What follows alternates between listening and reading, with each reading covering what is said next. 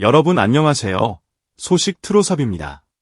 오늘은 많은 분들이 한 번쯤은 궁금해하셨을 그 이야기 가져왔습니다. 바로 이명웅, 음악으로 한 달에 과연 얼마나 벌까, 그리고 그렇게 벌어들인 돈을 어디에 어떻게 쓰고 있을까 하는 소비 스타일까지 하나씩 풀어보려고 하는데요. 수입 규모도 놀랍지만 진짜 모두를 충격에 빠뜨린 건 따로 있었다고 합니다. 과연 무엇 때문이었을지 지금부터 함께 들어가 보시죠. 이명웅이라는 세 글자는 이제 한 사람의 이름을 넘어 하나의 경제 현상이자 문화 코드가 되어버렸다. TV 화면 속에서, 유튜브 알고리즘 속에서, 거리의 카페 음악 리스트 속에서 우리는 하루에도 몇 번씩 그의 목소리를 마주친다. 그렇다면 이 모든 사랑과 관심이 쌓여 만들어지는 숫자는 과연 얼마나 될까? 팬들 사이에서 가장 많이 오르내리는 질문, 이명웅은 도대체 한 달에 얼마나 벌까? 이 호기심은 단순한 궁금증을 넘어 하나의 신화처럼 부풀려져 왔다. 누군가는 한 달에 건물 한 채 값이라고 말하고, 또 누군가는 상상하는 것보다 훨씬 더 클 것이라고 이야기한다. 하지만 정작 사람들을 진짜 충격에 빠뜨린 건 그가 돈을 어떻게 쓰느냐에 관한 이야기가 알려지면서부터였다. 화려한 무대, 최고급 공연장, 전국을 뒤흔드는 콘서트 투어, 브랜드 모델 계약, 수억 조회수의 유튜브 콘텐츠. 이 모든 것을 종합해보면 이명웅의 월 수입은 누가 계산하더라도 적게 잡아도 상상을 초월하는 수준으로 추정된다. 수익, 저작권료, 방송 출연료, CF 광고료, 콘서트 티켓 매출, 굿즈 판매, 유튜브 광고 수익까지. 각각이 랩만한 가수 한 명의 연수입을 능가할 만한 거대한 파도들이다. 그 파도들이 한데 모여 하나의 거대한 바다를 이루고 있는 셈이다. 팬들은 농담처럼 말한다. 영웅님은 노래만 부르면 통장에 비가 온다. 돈비가 내린다. 하지만 여기서 진짜 궁금한 대목이 등장한다. 그렇게 모이는 어마어마한 돈, 이명웅은 과연 어디에 어떻게 쓰고 있을까? 사람들은 당연히 상상한다. 초고가 외제차 여러 대, 펜트하우스, 해외 명품 브랜드로 가득 찬 드레스룸, 개인 전용 연습실과 영화관, 수영장이 딸린 집, 마치 드라마 속 재벌 3세의 삶처럼 소비할 것이라고 말이다. 그런데 실제로 그에 대해 조금씩 흘러나오는 이야기들은 이 상상을 조용히 깨부순다. 사람들이 깜짝 놀랄 수밖에 없는 이유는 바로 이 지점에 있다. 이명웅의 소비 스타일은 우리가 흔히 떠올리는 슈퍼스타의 소비와는 정반대 방향에 가깝다. 한 달 수입이 일반 직장인의 수십 년치 연봉을 뛰어넘을 거라 추정되지만 그의 일상은 놀라울 정도로 단정하고 실용적이고 조용하다.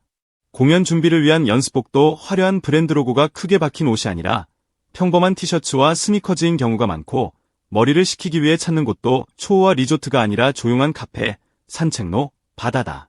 팬들이 가장 먼저 충격을 받은 건 생각보다 훨씬 소박하다는 그 사실이었다. 그렇다고 해서 그가 돈을 안 쓰는 사람이라는 뜻은 아니다. 다만 어디에 쓰는지를 보면 그의 가치관이 또렷하게 보인다. 이명웅이 가장 크게, 가장 과감하게 소비하는 분야는 바로 음악과 함께 일하는 사람들, 그리고 팬들을 위한 시간이다. 새 앨범을 위해 최고의 작곡가와 연주자들을 모으고 라이브 밴드 퀄리티를 끌어올리기 위해 아낌없이 투자한다. 콘서트 한 번을 준비하기 위해 음향, 조명, 무대 장치에 들어가는 비용만 해도 어마어마하지만 그는 퀄리티를 위해서라면 몇 번이고 콘셉트를 갈아엎고 다시 투자하는 것으로 유명하다. 스태프에 대한 대우 역시 소문처럼 퍼져 있다.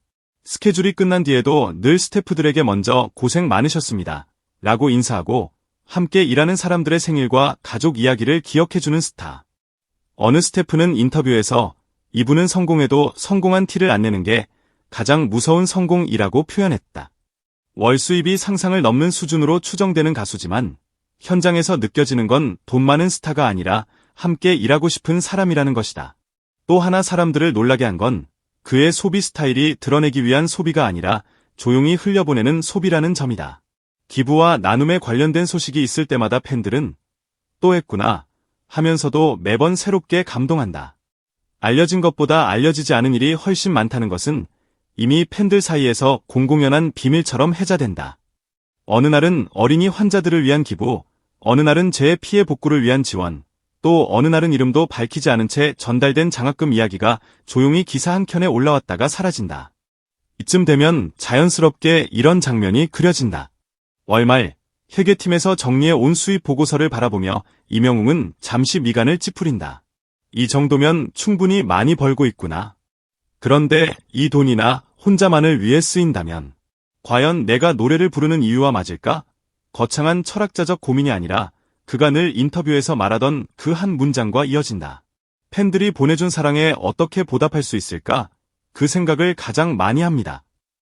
그에게 돈은 결국 표현의 도구이자 책임의 무게에 가깝다.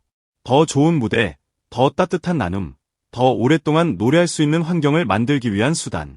그렇기에 그의 소비 패턴을 뜯어보면 초고가 사치품보다는 나눔과 준비, 그리고 사람에 대한 투자가 훨씬 더 많이 눈에 띈다. 한 달에 얼마를 버느냐는 숫자보다 한 달 동안 그 돈이 어디를 향해 흘러가는지가 훨씬 더 극적이고 훨씬 더 드라마틱한 이야기인 셈이다. 팬들 사이에서는 이런 말도 돈다. 이명웅의 통장은 부자인데 그의 삶은 부자 흉내를 안 낸다. 공연장 앞에는 여전히 소소한 간식차, 팬들이 준비한 작은 선물들이 줄지어 서 있고 그는 그 앞에 멈춰서서 일일이 사진을 찍고 인사한다. 누군가는 생각한다. 이 정도 성공했으면 이제 좀 거리를 두고 다녀도 되는데, 하지만 이명웅은 오히려 더 천천히, 더 자주 팬들 곁으로 걸어 나온다. 그에게 소비란 물건을 사는 행위만이 아니라 시간과 마음을 나누는 것이기도 하다. 그래서일까? 이명웅의 월 수입에 대한 온갖 추정 기사와 숫자 놀이가 쏟아져 나와도 정작 팬들이 가장 자랑스러워하는 건 그가 얼마나 벌어들이는지가 아니다. 저 정도 돈을 벌면서도 저렇게 산다는 게 믿기지 않는다는 반응, 돈을 벌수록 사람이 더 단단해지는 것 같다는 평가가 이어진다. 한 달 수입이 상상을 초월한다는 사실보다 그런 삶의 태도가 훨씬 더 큰 충격으로 다가오는 것이다. 물론 사람들은 여전히 숫자를 궁금해한다. 콘서트 한 번 하면 도대체 얼마를 벌까? CF 한 편 찍으면 유튜브 영상 하나로 광고 수익은 얼마일까? 하지만 시간이 지날수록 이 질문들은 조금씩 다른 형태로 바뀌고 있다. 그 많은 돈으로 또 어떤 좋은 무대를 보여줄까? 이번에는 어떤 사람들을 위해 어떤 나눔을 준비했을까? 수입에 대한 호기심이 소비와 삶의 방식에 대한 기대감으로 옮겨가고 있는 것이다. 이명웅의 음악을 듣다가 문득 현실로 돌아왔을 때 우리는 가끔 이런 질문을 자신에게 던지게 된다. 나에게도 저렇게 자신있게 이야기할 수 있는 소비가 있을까?